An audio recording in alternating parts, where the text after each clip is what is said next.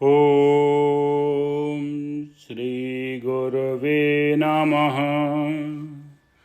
ॐ शान्ति शान्ति शान्तिः।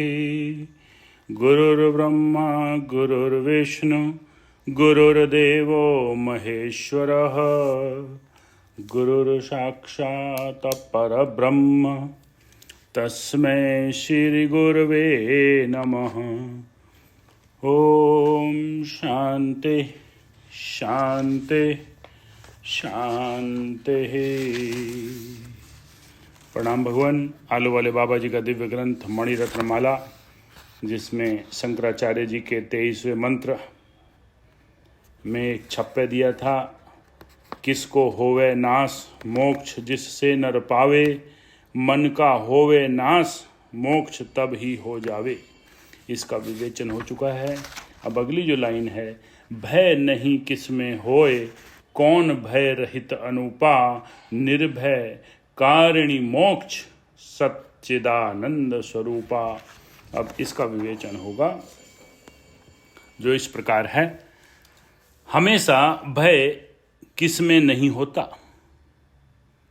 इसके उत्तर में कहा है कि मोक्ष में हमेशा भय नहीं है।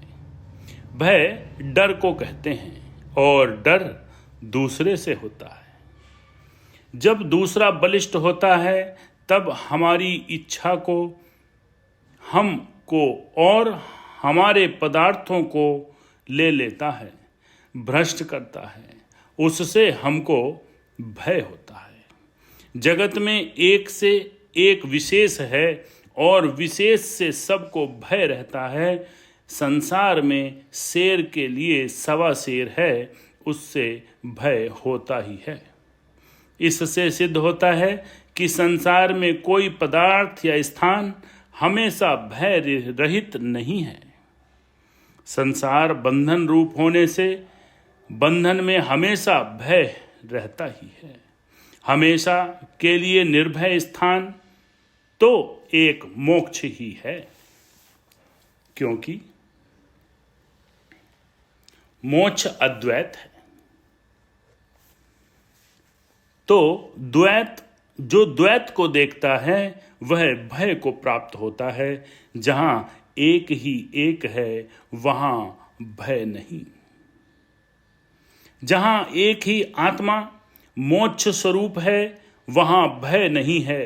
पुण्य कर्म से स्वर्ग आदिक में उत्तम भोग और ऐश्वर्य प्राप्त होता है, परंतु पुण्य क्षीण हो जाने पर वहां से गिरने का हमेशा भय है। और अपने से श्रेष्ठ से भी भय होता है। मोक्ष में जन्म मरण होने का ही भय नहीं है, तो जन्म मरण से होने वाले दुखों का भय कहाँ से हो। जब तक ज्ञान प्राप्त नहीं होता तब तक अनेक प्रकार का भय रहता है। सब प्रकार का भय अज्ञान में है। अज्ञान के नाश होते ही सब प्रकार के भय का भी नाश हो जाता है। ज्ञान प्राप्त स्वयं होना कठिन है, क्योंकि ज्ञान स्वरूप मोक्ष स्थान की प्राप्ति क्रिया करके नहीं होती। मन और वाणी जहां पहुंच नहीं सकते, इसलिए विधिवत गुरु शरण होकर गुरु के सदुपदेश द्वारा जब ज्ञान प्राप्त होता है तब ही भय रहित होता है। जगत में अनेक प्रकार का भय है। उस भय की निवृत्ति सांसारिक उपायों से हो सकती है, परंतु गया हुआ भय फिर न आवे, और या अन्य प्रकार का भय न हो, ऐसा उपाय संसार के साधनों से नहीं होता। इसलिए ऐसे भय की निवृत्ति भय की पूर्ण निवृत्ति नहीं है। मोक्ष में तो कभी किसी प्रकार के भय का उत्पन्न होने की संभावना ही नहीं है। इसलिए निर्भय स्थान मोक्ष ही है। अन्य नहीं। जो पदार्थ जितना कीमती समझा जाता है उसके नाश में उतना ही भय है। कीमती में कीमती भय और विशेष में विशेष भय होता है। जितना भय